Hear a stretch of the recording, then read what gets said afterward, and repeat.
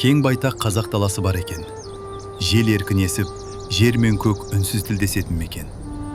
Бұл далада әр төбенің, әр өзеннің өз сыры бар еді. Ал сол сырлардың бірі осы оқиға. Сол далада өзенге жақын шағын ғана қыстақта бір ақсақал мен бір ақ жаулықты әже өмір сүріпті. Өмір бойы адал еңбек еткен, ешкімге жамандық жасамаған жандар еді. Барлығы бар еді, тек бір ғана нәрсе жетіспейтін. Ол перзент. Күн сайын таң атқанда қол жайып, Алладан бір ғана тілек тілейтін. Уа Алла, бізге бір ұл бер. Жандарында тек адал иттері ғана бар еді.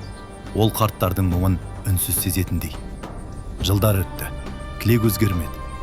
Кемпір кейде түнде жастығын жасқа толтырып, бізден кейін бұл үйде кім қалады дейтін. Ақсақал аспанға қарап сыбырлай дұға ететін. Бір күні таңертең ақсақал балық аулау үшін өзенге барады. Өзен тыныш еді. Су бетінде күн сәулесі ойнап тұрды.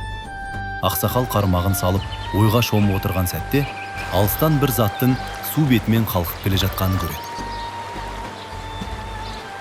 Бұл ескі ағаш сандық еді. Ақсақал оны жағаға тартып шығарады. Қолы дірілдейді. Жүрегі бір түрлі соғады. Уа Алла! Ақырын ғана сандықты ашады.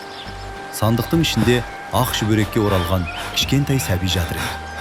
Ақсақалдың көзінен жас ағады. Алла, сен дұғамызды естідің. Ол баланы бауырына қысып, шүкіршілік етеді де, үйіне қарай асыға жүгіреді. Кемпір ақсақалды көре сала бірдеңе болған сезеді.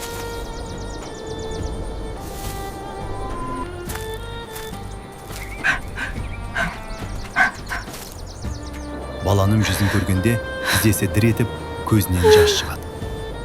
Бұл Алланың бізге берген аманаты. Сол күні олар шүкіршілік жасап, баланың атын қояды. Есет. Күндер өтеді. Есет бір күнде бір айдай, бір айда бір жылдай өседі. Бала тым зерек еді. Жүрісі нық, көзі отты. Итпен ойнап, далада жүгіріп, қарттарға көмектеседі. Құстардың тілін тыңдағандай, желмен сырласқандай болады. Ақсақал кейде ойланып қояды. Бұл бала жай бала емес. Ал әже түнде оның үстіне жамылғы жауып жатып сыбырлайды. Жолың ауыр болады балам. Бірақ Алла сені қорғайды. Ал сол түні алыс таулардың ар жағында, қара бұлттың ішінде бір айдағар көзін ашады. Жалғасы бар.